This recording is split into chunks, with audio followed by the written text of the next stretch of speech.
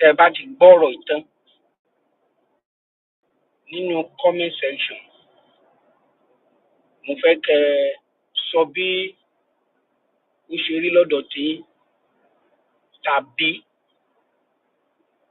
kẹ́ sọ ní sọ wípé bàbá àròpọ̀ rí ẹ gbé mi wá sórí program ẹ take time èmi náà fẹ́ fi bó ṣe rí lójú tèmi mo fẹ́ sọ òótọ́ tó wà ń bẹ̀ tẹ́ bá mọ̀ nípa ẹ̀ nǹkan méjì ni àwọn kan gbàgbọ́ pé ìpè burúkú kan ó wà lórí ọmọ Yorùbá pé ìpè burúkú kan ń ja ìran Yorùbá àwọn kankan gbàgbọ́ pé àwọn kì í ṣe ọmọ Yorùbá pé àwọn kò kàn wọ́n àwọn kan gbàgbọ́ pé ọmọ Odùduwà àwọn kan gbàgbọ́ pé kíní kan àwọn ọ̀rọ̀ yánmọ̀yánmọ̀ ìdájìjàjì ní àkókò tó jẹ́ pé ìran tá à ń pè níran Yorùbá yìí o tó jẹ́ pé àwa gbọ́njú báyìí ìran tó ta dámọ̀ nílẹ̀ Nàìjíríà bóyá ìran Ìgbò tàbí ilẹ̀ Haúsá tá a mọ̀ kan tó wá pè kan ní Fúlàní gbogbo wọn lágbàgbọ́ wípé àwa lọ̀tá Nàìjíríà ẹ bá wo àgbákàmọ̀ nǹkan tó ń lọ ní ìjọba tí Tinubu bá lẹ̀ ẹ̀rù Ọlọ́run á bà yín ìlú yẹn ti bàjẹ́ débi pé òun ló dẹ̀ jẹ́ kémi ó máa sọ pé kò sí nǹkan tí ẹ̀gbọ́n ń wá lẹ̀ tó ń wá lọ second time òun ló jẹ́ kí n máa sọ torí tó bá padà ṣe tán ó ní fídíò kan máa play fídíò yẹn fún yín tí ẹ̀gbọ́n bá tiẹ̀ padà kúrò lórí àlééfà ní tó máa padà tún ṣẹlẹ̀ nìyẹn gbogbo lẹ́gẹ̀sì tó bá fi sílẹ̀ gbogbo ẹ̀ ló máa bàjẹ́ ẹ wo Ọbásanjọ́ náà gbogbo nǹkan tó ṣe lójú wa báyìí la rí plane tó ń wa plane wá nígbà ayé Buhari plane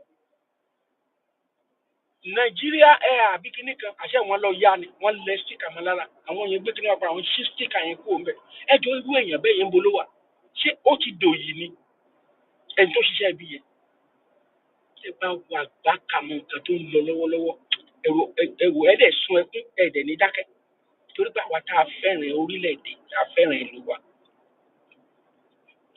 jàjà Ìgbò sí Yorùbá Ìgbò ń bá Yorùbá jà nígbà ẹ bá gbọ́ ọ̀rọ̀ yánmọ̀yánmọ̀ gbogbo Awólọ́wọ̀ ló jẹ́ kí wọ́n mú ìní ogun ẹnìkan ló ṣekú pa wọ́n nìkan kìnìkan àwọn ti gbàgbé pé ńgbà táwọn transgate the first democracy ńgbà yẹn tán pa gbogbo yẹn dànù eléyìí tẹ́yìn wá ń yí ìtàn padà tí Babangida ń yí ìtàn padà yẹn tẹ́yìn sọ tẹ́yìn parọ́ òun ni ò dẹ̀ ní jẹ́ kí Fúlàní kó dáríjì Ìgbò láyé tó ṣe pa àwọn èèyàn wọn tó ṣe wọn jákàjáká yẹn ẹ̀ka fẹ́ máa yí ìtàn padà àwọn mọ̀ nǹkan tó ń ṣẹlẹ̀ náà tí wàá padà sí nǹkan tí mi sọ nǹkan tí ọba Solomon sọ yẹn pé máa yan oníṣkánṣkán ni ṣùgbọ́n ó lọ́rọ̀ gidi lẹ́nu o wọn ò pé torí pé tó sọ̀rọ̀ lókòlòbò irọ́ orí ẹ̀ pé ó béèrè question kan tẹ̀yìn bá wá rí nǹkan sọ sí jẹ́ kí n mọ̀ ní comment section. lórí ọ̀rọ̀ awuyewuye tó ń lọ ní ilẹ̀ Yorùbá ọ̀rọ̀ kan ò yé mi tẹ́lẹ̀ ó ẹ̀sẹ̀ ń yé mi ni wọ́n pè mí láti Ọ̀yọ́ láàárọ̀ yìí wọ́n ní àwọn ọba Aláàfin Ọọ̀ni of Ifẹ̀ jà torí ti pò wọ́n ní nǹkan tó ń bá Aláàfin Ọọ̀ni of Ọ̀yọ́ jà fún òun ni that word Yorùbá kí nìkan wá ta sí mi lọ́pọlọ bọ́n ṣe sọ yẹn Yorùbá that means wípé Ọ̀yọ́ ló ní nǹkan tó ń jẹ́ Yorùbá gbogbo ẹ̀yin ọmọ Yorùbá ṣé ẹ gbà bẹ́ẹ̀ ṣé gbogbo yín gbà bẹ́ẹ̀ wípé Ọ̀yọ́ ló ní nǹkan tó ń jẹ́ Yorùbá wọ́n ní Ọọ̀ni of Ifẹ̀ lè fi èèyàn joyè lágbájá of Oòduà land lágbájá of Ifẹ̀ land lágbájá of another place land but Ọọ̀ni of Ifẹ̀ ò ní agbára láti fi èèyàn kan jẹ oyè lágbájá of Yorùbá land. Ó ṣẹ̀ṣẹ̀ wá ń yé wa bọ̀ díẹ̀díẹ̀ ni o definitely tá bá gba Yorùbá nation Ọ̀yọ́ ló ní bó ṣe yé mi ni mo ṣe sọ yìí o. A jẹ́ pé látẹ̀ní lọ Yorùbá pọ̀ o, and that Yorùbá yẹn mo fẹ́ béèrè question kan láàrin yẹn, the word Yorùbá yẹn, ṣé èdè tí a ń sọ ló sọ wá di Yorùbá ni, àbí torí wípé àjọ ń gbé pọ̀ ló sọ wá di Yorùbá? Ṣé èdè Ọ̀yọ́ nìkan ló ń jẹ́ Yorùbá ni, àbí èdè Ifẹ̀ náà Yorùbá, àbí èdè Oǹdó náà Yorùbá, àbí èdè Ìjẹ̀bú náà Yorùbá? Tó bá wá jẹ́ wípé èdè Ọ̀yọ́ nìkan ló ń jẹ́ Yorùbá, àwọn àgbà wa sọ wípé oko kì í jẹ́ ti bá tọ́mọ́ kó má làálàá. Àfìgbà tí èpè bá padà mọ́ wa pín, èpè padà mọ́ wa, torí Yorùbá máa pín yẹ́lẹyẹ̀lẹ lórí tó wà nílẹ̀ yìí. Torí tó bá pẹ́ sí tẹ́ bá pe ọba Solomoni ní ọmọ Yorùbá, mo máa bu ìpìlú ẹ. Èmi ò kì í sọ ọmọ Yorùbá, ọmọ Ìjẹ̀bú lèmi. Wọ́n tó bá béèrè lọ́wọ́ mi pé ṣé Ìjẹ̀bú Yorùbá? Rárá, Ìjẹ̀bú ni mí. Tó bá béèrè lọ́wọ́ ẹ wípé ṣé ọmọ Yorùbá ni ẹ wá? Rárá, ọmọ Oǹdó lèmi. Oǹdó, Ìkálẹ̀ Oǹdó, kì í ṣe Yorùbá. Oǹdó, Ọ̀yọ́ ló ní Yorùbá. So now nígbà tí gbogbo wa bá wá jókòó nísìnyí tá a bá fẹ́ wá claim Oǹdó, á sọ pé òun kì í sọ ọmọ Yorùbá. Wọ́n wá sọ wípé àwọn jẹ́ Ìkálẹ̀ Oǹdó, Èkìtì Oǹdó. Ìjẹ̀bú náà sọ wípé àwọn kì í ṣe ọmọ Yorùbá, àwọn jẹ́ Ìjẹ̀bú Alárẹ̀. Ṣé Ìjẹ̀bú Yorùbá? Wọ́n ní rárá, àwọn kì í ṣe Yorùbá. Kí ni ẹ̀sẹ̀ ń yé mi bọ̀ díẹ̀díẹ̀ ní o. Ìjẹ̀bú Alárẹ̀. Ẹ̀yin ènìyàn, ẹ̀yin ọmọ Yorùbá, ẹ̀yin ọmọ káàárọ̀ jíire, torí irú èmi ń sinmi òkè sọmọ Odùduwà. Ẹ rí ìtàn, ẹ rí oríṣiríṣi irúfẹ́ mi ń sin, èmi ń sinmi òkè sọmọ Odùduwà, ọmọ Ọbàtálá lèmi. Ṣẹ́tìrí máa gbọ́ bẹ́yẹn. Ṣẹ́tìrí pé ìpè tí mo wà kìí ṣe kékeré. Kí ni opinion rẹ màmá? Question mi fún gbogbo ẹ̀yin ọmọ Yorùbá ni wípé ṣé gbogbo yín lẹ gbà wípé Ọ̀yọ́ ló ní Yorùbá?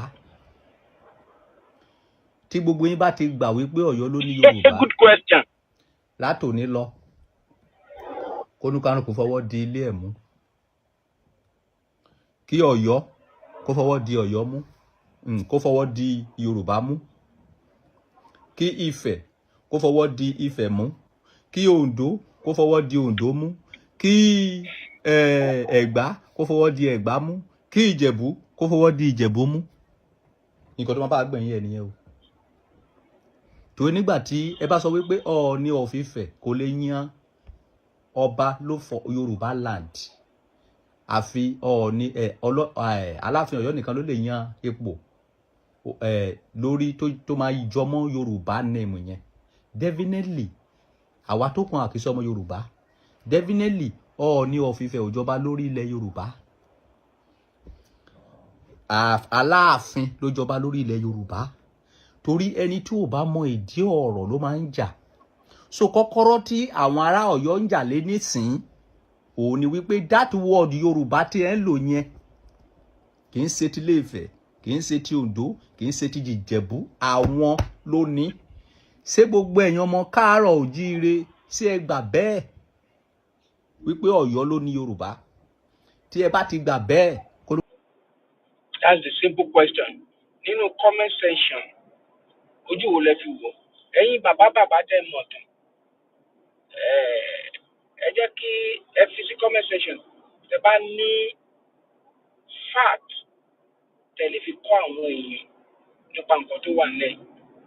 Èpè burúkú kan ó wà lórí ìran Yorùbá. Àkókò. Ṣé ẹ mọ̀ pé mo gbé fídíò kan jáde ńgbà yẹn? And bàbá wa yẹn is a very well respected elders in our society, both home and abroad. Bàbá Wande Abímbọ́lá, bàbá dáadáa bàbá yẹn má jẹ́ ntàn ẹ̀ mo meet wọn dáadáa bàbá ni kàgbà mo gbé fídíò wọn jáde nígbà tán dífá sí ọ̀wọ́ adé iná dífá pé òní fámú wọ́n tẹ̀ ní wọ́n ní kankan láti ṣe ní Brazil gbà lọ́rùn àwọn Yorùbá tó wà ní Brazil bọ̀ pẹ̀lú nǹkan tó ń ṣẹlẹ̀ yìí mo fi ìpè kò yẹ kí bàbá Abímbọ́lá kó fi mọ́ọ̀nì ilẹ̀ ní táìmù ó débẹ̀ ìwọ náà kó wọ́n pààyàn sí lọ́rùn ó débẹ̀ ó tún ń sọ ṣé àkókò tó dùn èmi ni wípé ẹ̀yin lẹ́ni Yorùbá fine ẹ̀yin ẹnìkan gbọ́dọ̀ jẹ́ kíní kan láàmì fine agreed bó ṣe àkókò yìí tó yẹ ká ẹ lọ bá Tinubu ká ẹ gbá lẹ́sẹ̀ mú kí gbogbo yín dọ̀kan kí yóò lè kú o ṣẹ́ni tí Tinubu bá kú òun bẹ́ẹ̀ gbogbo adé wèrè tẹ́ ẹ kó sórí yẹn á gbóná mọ́ yín lórí ẹ lọ kọ́lẹ̀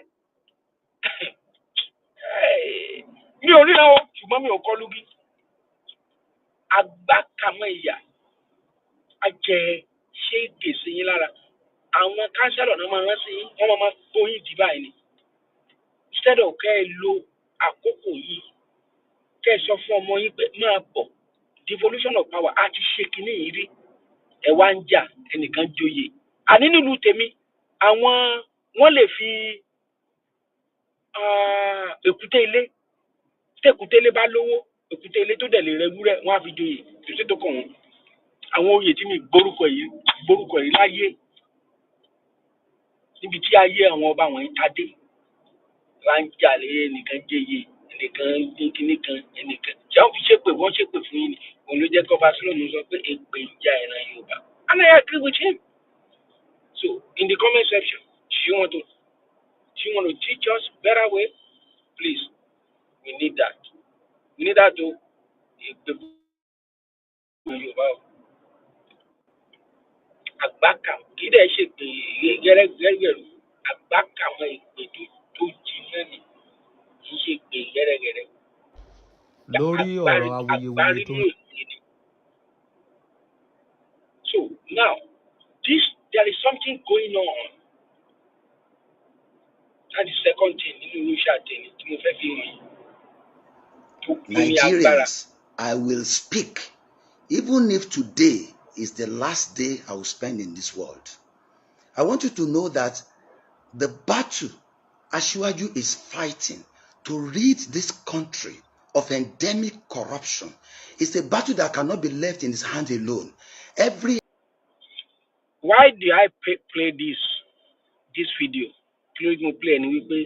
No matter what the battle we're going to fight, all the legacy of what is it called, reformation or tó ń ṣe lọ́wọ́ táwọn èèyàn ń jìyà yìí gbogbo reform yẹn ẹ̀gbọ́n gbogbo ẹ̀ náà máa padà wá bàjẹ́ ẹ bá list sí mọ́ọ̀nì tẹ́ bá lọ wò ó dáadáa without ipe kóníkàlùkù mú ọkọ́ dání kí Ìgbò mọ́kọ́ kí Yorùbá mọ́kọ́ kí Haúsá mọ́kọ́ ká kọbè sọ́dọ̀ ara wọn Nàìjíríà ò lè dáa kì í ṣèpín ẹgbọ́n kan tí mọ́ọ̀nì sọ náà so ojú tèmi fi wò ó nìyẹn ipe ẹ̀gbọ́n fight corruption kan ṣe gbákan àwò kan kó lè fight because oníkàlùkù wò wípé kò sẹ́ni tó ní Nàìjíríà oníkàlùkù kan débẹ̀ tó lọ jí owó ni báwo lèèyàn ṣe máa fi 1 billion tó máa fi di senator tẹ́rù wípé kò ní jí owó yẹn padà ṣé ó possible ni. Every head of parastatals in Nigeria must stand up to let him know the rot in your own establishment. I tell you, NDIC stinks.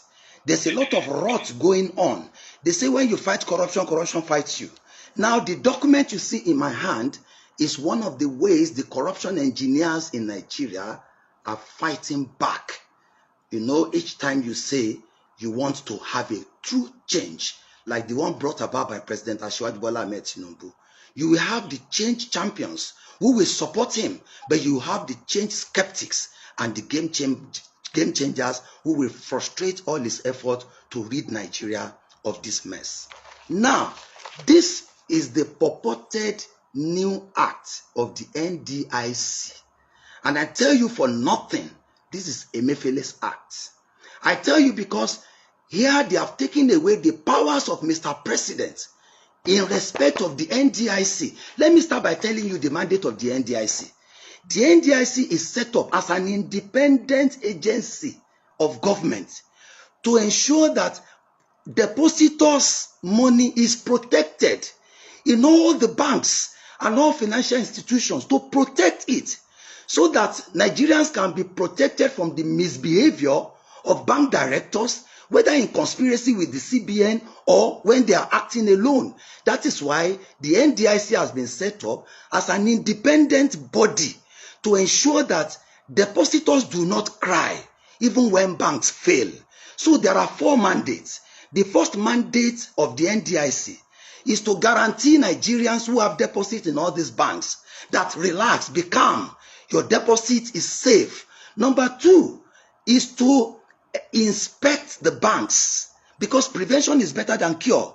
To go around the various banks and ensure that the banks are not messing around with depositors' fund, to ensure that creditors are, those who are borrowing money from the banks are those who have the capacity to pay, and to ensure that the bank is run in the right way to bring about the happiness and the wellness of depositors. That's our second mandate, to go to the banks and ensure that we prevent collapse. Now, the third mandate is whenever the central bank eventually declares that a bank has failed, the NDIC, without interference of anybody, should go there and resolve what is happening. What do? You begin to gather the data of depositors with the aim of ensuring that depositors get the sum that is meant for them. For example, if a microfinance bank fails, for instance, we first pay them 200,000.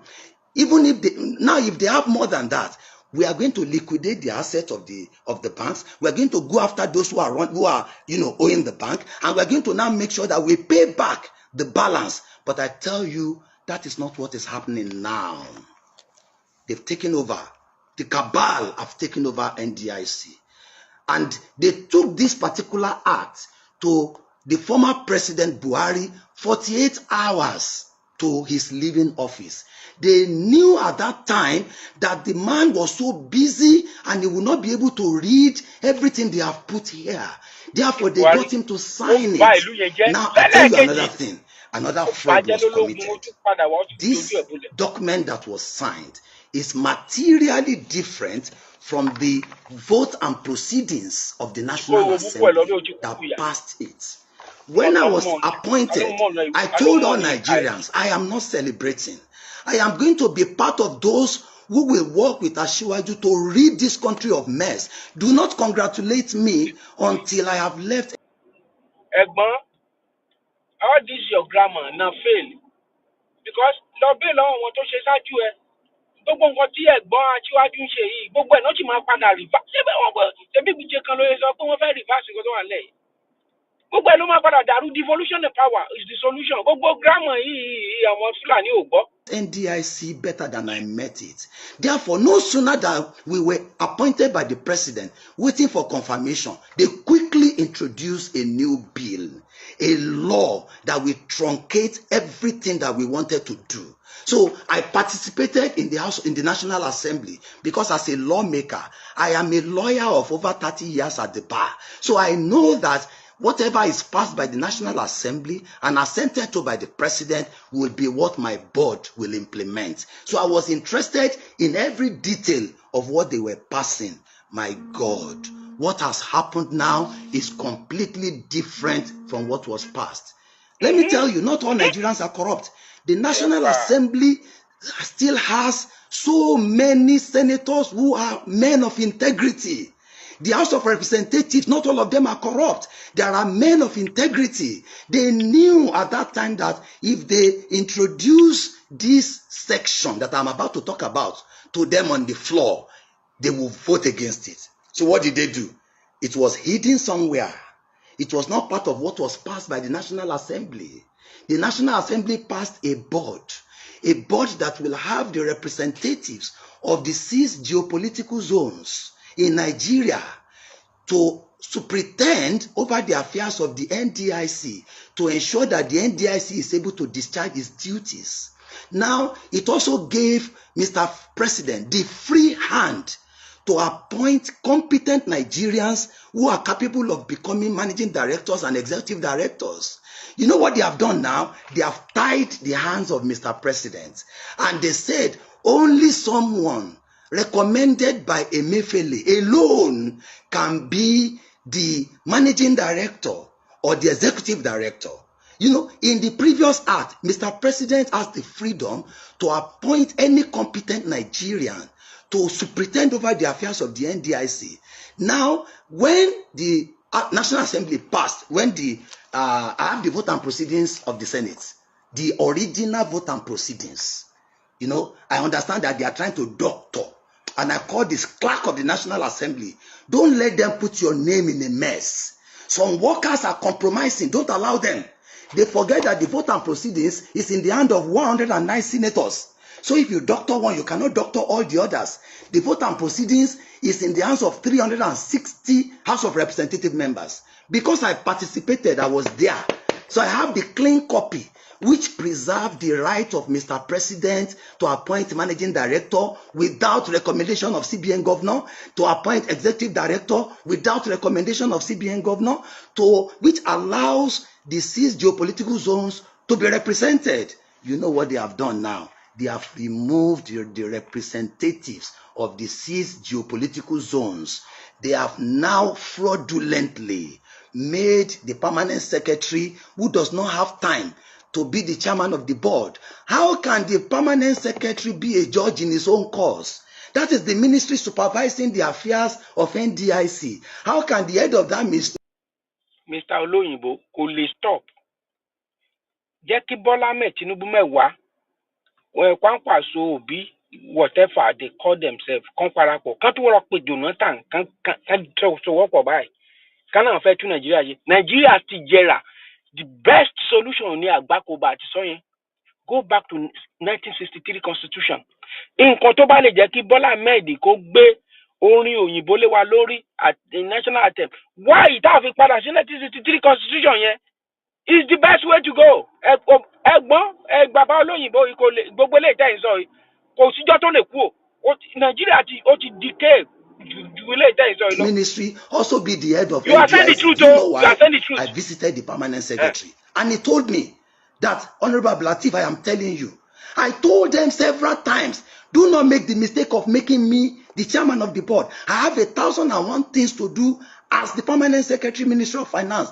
I have 36 commissioners of finance waiting for me at Hilton. I have so many things to do. They know that I will not have time to participate so that they can do all the mess they want to do.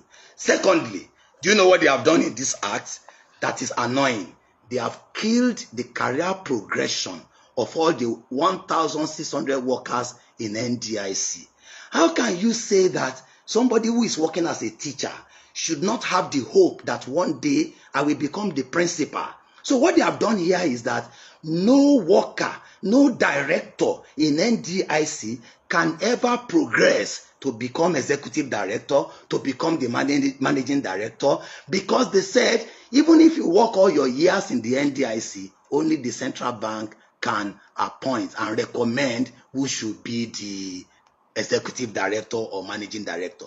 NDIC is an independent body from the central bank. Central bank should be in charge of their own executive directors. They should not truncate the career of 1,600 Nigerians. Now there is protest among the workers. Now they have demotivated the staff.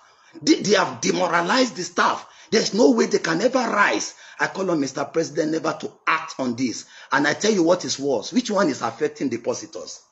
The one that is affecting depositors is that NDIC will no longer be able to make depositors smile. I tell you for nothing, I have thousands of petitions on my table by Nigerians who are owed by the NDIC, who find it difficult to claim their rights from the NDIC. They are frustrated. As I speak, they can come out. You know, because the NDIC has so many useless sections here. The sections that say, if you don't come and claim your right between so time, the NDIC will become the owner of your money. It is there. How can you say a microfinance that is closed? And now say, how do you now get these depositors to come and collect their money? You say you are using town crier in today Nigeria to go and tell people in the village that all of you who have money in Uganda microfinance, come and collect your money from NDIC. When they have phone number that you can call. So you are denying Nigerians trillions of money. And I will not accept it. My board will not share kobo. I think of my grave. I think of my Lord. I want, if I'm removed tomorrow, I don't care. But this law now has removed the independence of the NDIC. Do you know how? Now, the former law says NDIC shall be free to go and investigate, the banks. Now, this law says NDIC can only go and investigate banks if central bank approves. This Emefiole tẹ ló ṣe kínní kí Buhari tó ṣe mélòó ni Tinubu fẹ́ ṣe country yẹn ti bàjẹ́ kọjá, and that is why we want him to do the needful. He can do it. Ẹ̀gbọ́n Ojúyọba, the best thing tó lè ṣe fún Nigerians àti upcoming generation ni wípé devolution of power. Gbogbo nǹkan tí màá ní ń sọ yìí kò sí rọ́ǹbẹ̀. Eléyìí tó rí ló ń sọ yìí, eléyìí tó ti jẹ́ tí ẹ̀gbọ́n gan ti máa rí ńgbà tó débẹ̀ yẹn tó ti jẹ́ra tó jẹ eléyìí lọ. Ṣé gbogbo eléyìí mélòó ló fẹ́ correct? Ẹ wo bọ́n ṣe gbé bàálù lọ́sàn-án gangan. Bàálù wọ́n dẹ̀ gbé wá, wọ́n ní wọ́n ti ṣe kínní lọ́sàn-án gangan. Ó dẹ̀ ra odindi ṣíìpù ńlá Nàìjíríà. Odindi tírẹ́ẹ̀nì ó ń rà. Section, before, if NDIC realizes that you are supposed to collect your money, NDIC should be able to pay you free. Now, there's a section which says, even when the bank suspend payment to you and NDIC is supposed to pay you, NDIC should go and get the approval of central bank before NDIC can pay you. This is corruption. You do not need the approval of central bank if you say NDIC is an independent agency. So today, there are 35 sections here that are put there by corruption engineers in Nigeria, where they are saying, for NDIC to do this, it needs the concurrence of central bank. For NDIC to do this, it needs the concurrence. Let me tell you, Nigeria of yesterday is different from Nigeria of today. Asiwaju is determined. Asiwaju is bold. He has the courage to lead this country, but he cannot do it unless the heads of agencies and parastatals are ready to stand the test of time. Tell off anybody. You remove me, I don't care. Who am I? So long as you don't remove me from worshiping my Lord. You cannot do that. So what you are saying currently is that people think it's because it's affected. It did not affect our tenure. It's because they are not lawyers. I am a lawyer of over 30 years at the bar. When a law was done, look at the previous law. We were appointed validly by Mr. President, acting under the 2006 law. We were confirmed validly by the Senate of the Federal Republic of Nigeria, acting under the 2006 law. Okay, now, Section 98 of the new law says, everything done under the old law shall remain valid. So what are you saying? Why are you saying my... So, our tenure is not threatened. The president has the right to dissolve. If he dissolves us, I go back to my house. I will ask my friends to celebrate. Because I say, do not congratulate me until I have left NDIC better. How do I want to leave NDIC now? I want Mr. President not to act on this law until it is probed. Probe the passage of this law. Probe the inclusion of Section 7, which takes away the right of Ministry of Finance, which takes away the representative of Ministry of Finance, and replace it with 2 directors from Central Bank. Probe why what is passed is fundamentally different from what is assented to. Probe what happened between the time the National Assembly passed it and the House of Representatives passed it, and there was no divergence under the law. Do you know the status of this new act? It is null and void.